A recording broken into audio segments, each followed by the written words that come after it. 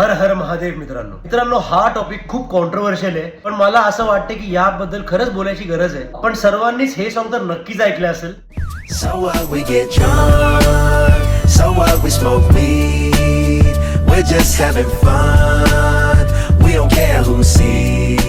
We just having fun, we don't care who sees. कधी कधी कोणत्या गोष्टी आपण फर्स्ट टाइम ट्राय करतो, कोणत्या गोष्टी फॅमिली फ्रेंड्स यांच्या बरोबर ओकेजनली मजा मस्ती करण्यासाठी करतो, विच इज फाईन. प्रत्येकाचं पर्सनल मत आहे, टोटली अग्री. पण भांग सारखी गोष्ट, वीड सारखी गोष्ट फक्तच मजा मस्ती करण्यासाठी नाहीये. उलट तुमची लाईफस्टाईल हळूहळू डिग्रेड होत जाईल याची गॅरंटी आहे. जी गोष्ट ज्यासाठी बनली आहे त्यासाठी जर तिचा वापर नाही केला तर त्याचा प्रोडक्टिव्ह फायदा तुमच्या लाईफस्टाईलवर होणारच नाही. भांग या गोष्टीला वीड, कॅनबिस, मेरवाना आणि आयुर्वेदामध्ये भांगेला विजया म्हणून बोलतात. भांगेचा उल्लेख अथर्व वेदामध्ये सुद्धा आहे. 4000 वर्षांपूर्वी लिहिलंय. भांगेचा वापर मेडिकल पर्पज साठी आणि स्पिरिच्युअल एनलाइटमेंट साठी केला जायचा. भांग ही जुन्या काळात एक नॅचरल पेन किलर म्हणून वापरली जायची. डायजेस्टिव्ह इश्यूज, फिवर, डिसेंट्री, भूक न लागणं, एन्झायटी, डिप्रेशन, जॉईंट पेन या सर्व गोष्टींना naturally without any synthetic pharmaceutical medicine heal करायला हेल्प करायची. आणि स्पिरिच्युअल पर्पज साठी भांगेचा वापर ध्यान लावण्यासाठी, मेडिटेशन करण्यासाठी,